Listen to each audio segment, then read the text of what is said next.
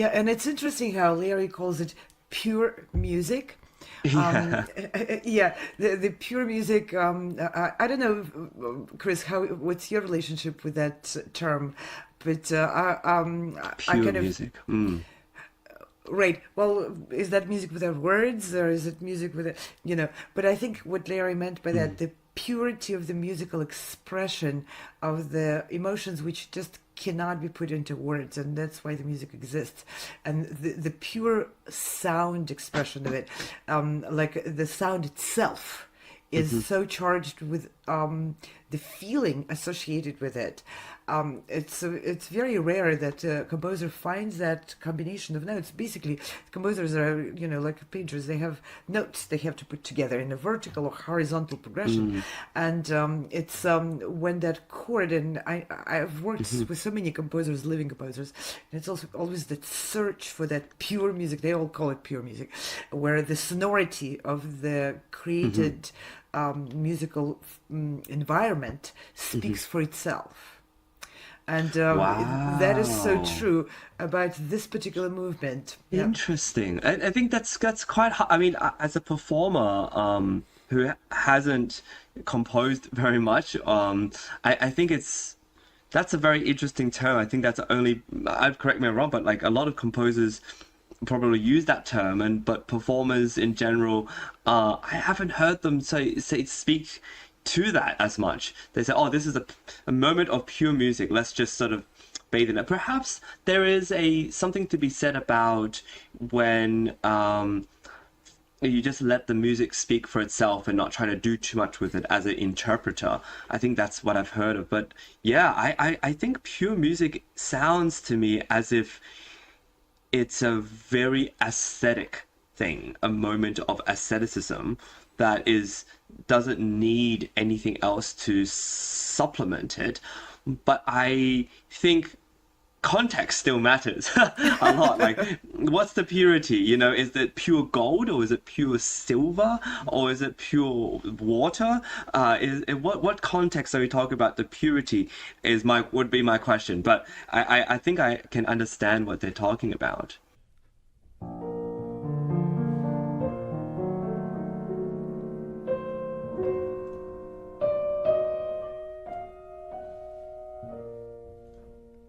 And the intensity of the string sound, which you'll hear in the recording in just a moment. It's largely due to Beethoven's use of the diminished seventh chord, which I've mentioned so often. So this is a good time to take the plunge. Okay, it's actually very simple. You take your dominant seventh chord that we've heard so often, this. It's what the Beatles do in Twist and Shout. Your dominant seventh chord, yes? Yes. And it's a seventh chord because the distance between the bottom note and the top note is 7 notes. 1, 2. Okay. And now you will lower, for the diminished chord, you will lower, you will make smaller, you will diminish the intervals between each of the notes. You keep the lowest note the same, the A is the same, but then you lower each of the other notes by a half step. So this note becomes this. This note becomes this. And the top note becomes this. The intervals between the top 3 notes are diminished by a half step to produce this familiar and very telling sound. And with Beethoven's secondary theme now, you add the tonic B flat in the bass. Wow, and you sense the magical effect that this chord produces. Now, these diminished chords have been around for ages, but they really came into their own during the new openly expressive idiom of the Romantic era. And they are mainly used in 2 ways. First, to add extra intensity to a lyrical melody, such as this tune, which we all know.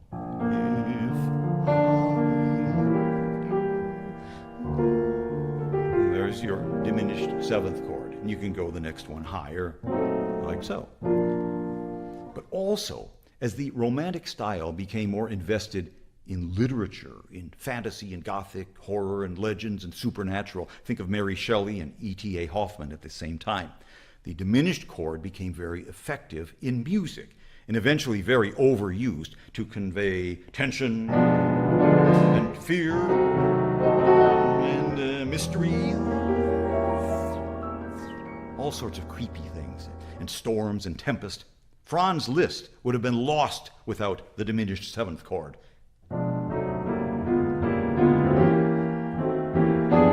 Etc. And now in the slow introduction of the Beethoven Fourth Symphony, we heard this. Here, there's your diminished seventh chord. And we'll hear much more of this chord in the scherzo movement. I love how he takes such great care and time to explain to us this diminished chord and how it's formed. Let's talk a little bit about this. This is a wonderful way of expressing what a diminished chord really means.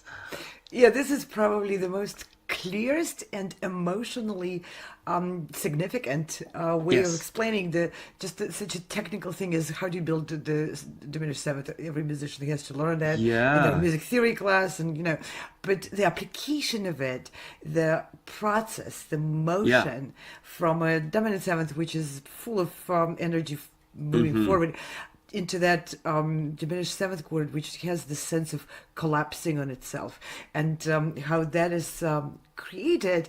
This really adds not just significance, but also adds it just makes sense. It's not just okay. Let's build it note by note, and also the perception of the composers and how they use it because of its diminished and kind of inward structure of it, and how the notes together create that tension towards diminishing further.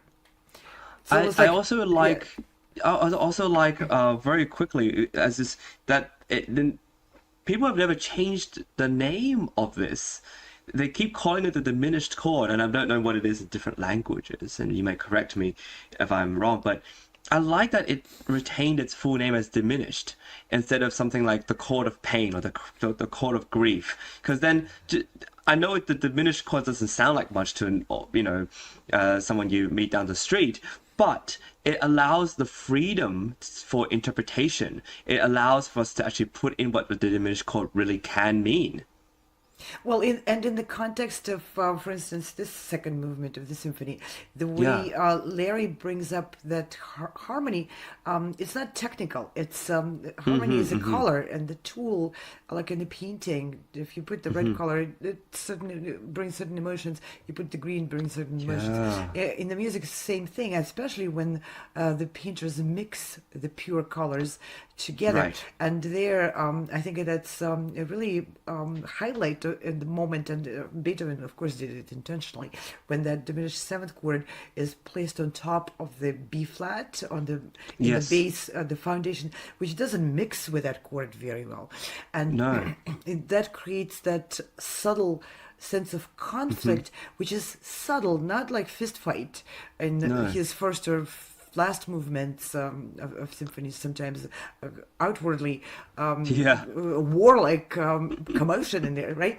There, it's that subtle conflict which also so relatable. So it's personal. underlying. It's underlying, and what I really love about how he describes it is that it's not just he uses a way that gives you the image of something that is beautiful yet there's a bit of pain there, and it's hard to describe. He's in the last episode we talked about how it's a yearning theme, and there's a lot of yearning within this. And the reason he goes into so much detail is because no one talks about this symphony enough, and no one even plays it that often. And so by talking about it, and he calls it, Beethoven's dreamy moonlit symphony, which I think is quite a nice name to call it. I think it's quite nice and very imaginative. Exactly, and I think it all just serves this, as you said, the way that things aren't clashing. Exactly, it's not a fight, but there is sort of dissonance, and there's sort of this dichotomy where you're feeling the beauty of something, but also there's a bit of pain and maybe the past or anxiety about the future or something that you're still suffering.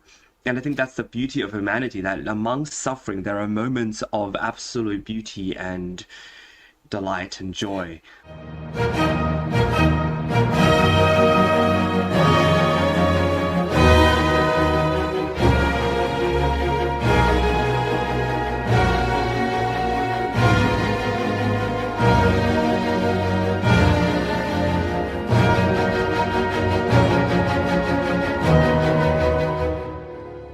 that was a very powerful and rather tragic sounding restatement of the main theme in the minor key and with the basic outline of the theme, that descending scale very clearly audible.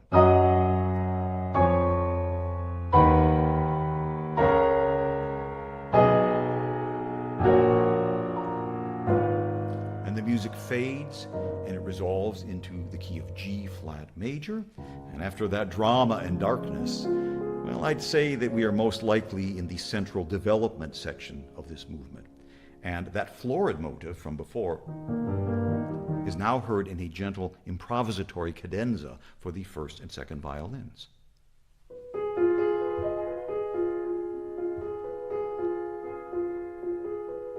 And Beethoven reduces his orchestra to a bare minimum, with the martial motive, a solo bassoon, emerging from the silence. The main theme now is descending in the clarinet, and the martial motive distant now in cellos and basses. The main theme now continues in the clarinet, and E flat minor now shifts to E flat major, and this brief development section ends with the return of our lovely main theme in a graceful, embellished version by the flute. And the rhythmic pulse, the ba-dum-bum motive, will now be provided by the violins.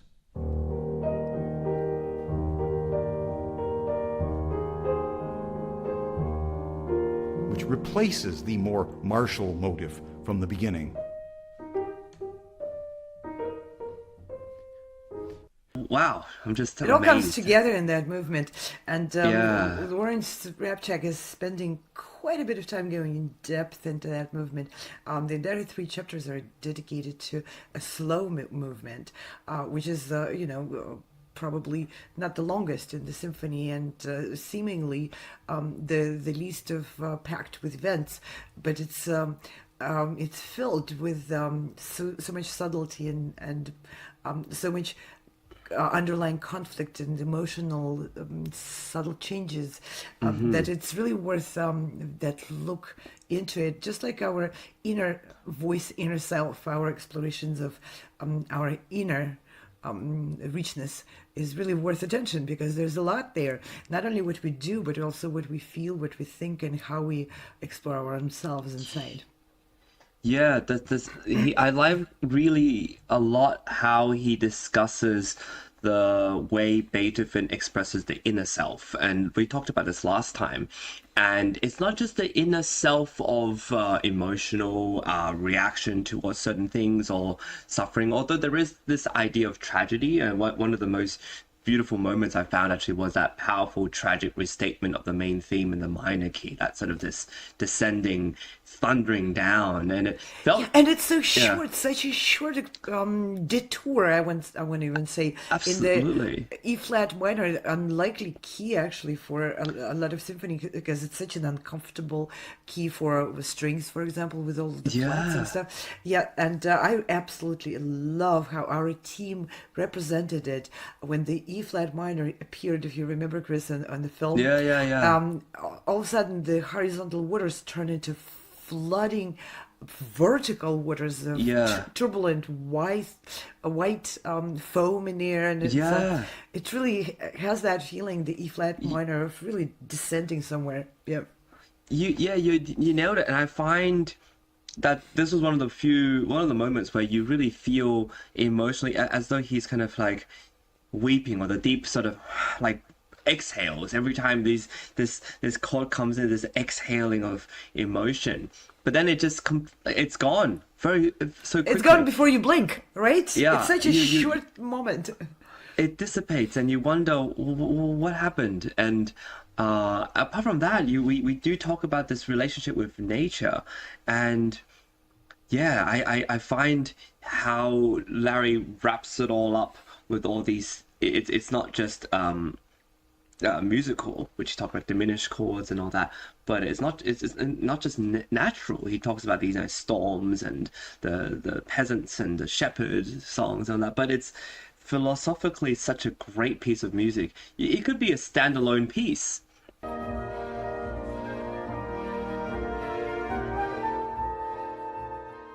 There is something totally enchanting about this music that captures another major element of the Romantic era, the fascination with the ancient world of legend, the age of chivalry and knighthood, which was largely a reaction against the spread of industrialization at the time. There was also a renewed sense of man's profound relationship with nature, which would inspire another of Beethoven's magnificent symphonies. And this gorgeous second movement will essentially retrace its steps now in the recapitulation, giving us another opportunity to experience the wonders of this music, but now with a slightly different character in the tonic key of E-flat major.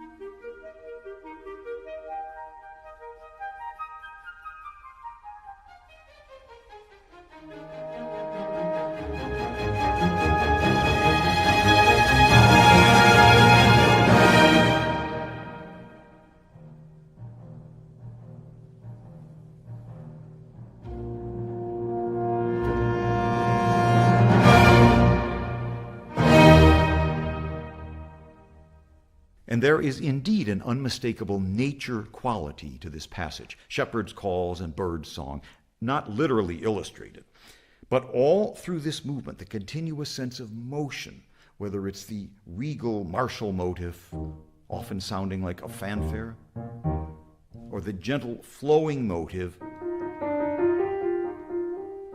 Beethoven masterfully combines all of these elements into a magical, mythical sort of fantasy cum serenade that is as overtly romantic in the truest sense of the word as anything that he or anyone else ever wrote. Just amazing how if we start to dissect and to discuss these sort of symphonies and what they signify and what the importance of it is, you come up with a really amazing way of understanding storytelling. And I think that in our day and age of a lot of entertainment and media, I think these things are still really relevant. How you tell a story, how you express emotion, how you contrast and add variety. And one thing that he does so well is this continuous sense of flow throughout, which I think is really important in a movie, perhaps in a book as well, but also perhaps in the way we understand what we need to do when we program things. We're hosting, we're doing all these shows, and we're doing different trying to produce things. And I think this idea of continuous sense of flowing movement really makes the impact of the emotions so much greater. And I think that's just wonderful to learn from Beethoven into how we can apply in our modern age and our modern media and sense of what we have now. Well, I would even go further and say this is not only for the various forms of arts, and obviously, of course, the broadcasts and shows being one of the forms of arts. Right. But I would say it goes into even practical application in everyday life, because it's representing the purposeful storytelling. And with Beethoven's music and peeking behind the scenes of how he builds his story, gives us a great lesson on effective communication, basically. Yeah, that's true. You That's know, true. everyone is always moaning, "Oh, I'm being misunderstood." Well, this is how we hone our skills of relating the story, relating what we want to share in a way which is really representative of our thought in a way that it can be understood. Yeah, and I think that's what is really important in our day and age, like understanding that the way we communicate ideas, even the way we write, like an email or a text or something from as simple as how we write, is really predicated on these sort of axioms of storytelling or communication. And I think what Beethoven does really well, which I think is really inspiring for us, is he communicates exactly what he wants all the time, very succinctly, and it's impactful. It's probably why he has so many sketches and he crossed things out so much that has to be said this way, and I can't figure it out until I've figured it out, and then once it's there, then I know it's really good.